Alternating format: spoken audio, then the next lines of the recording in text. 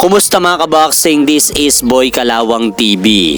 So kahapon nga po mga idol, naglabas ang World Boxing News ng kanilang top 10 all-time great boxer. At ang nangunguna nga po sa kanilang listahan bilang all-time great boxer mga idol ay itong si Sugar Ray Robinson.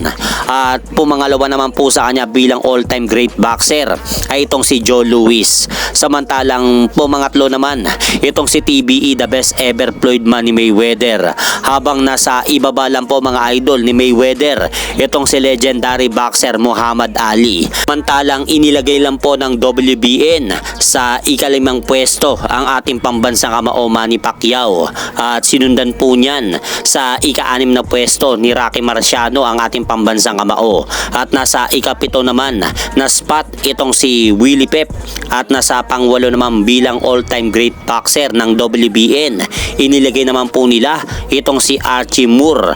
At sa ika-10 pwesto mga idol, kamuntikang pang malaglag sa top 10 ang pangalan nitong si Henry Armstrong. So sang-ayon po ba kayo mga idol sa inilabas ng WBN kahapon ng kanilang top 10 all-time great boxer? At sa kabilang banda naman po mga idol, inilabas na po ang susuotin na costume ni former 3 Division World Champion John Riel Casimero sa darating na laban nito sa October 25 kontra sa Japanese fighter na makakalaban nito na si Kyunosuke Kameda. So talagang nakahanda na po mga idol ang susuotin ni Cuadro Alas sa kanyang darating na laban. At ilang araw na lang po ang hihintayin natin at magaganap na ang laban ni Cuadro Alas sa ibabaw ng ring.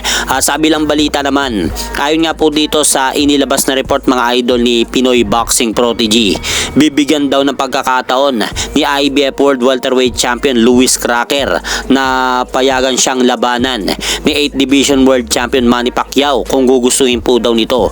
O dahil kung matatandaan po daw natin mga idol, hinarang nga po ng WBA ang laban ng Manny Pacquiao versus Rolando Rolly Romero sa darating na January 25 sa susunod na taon.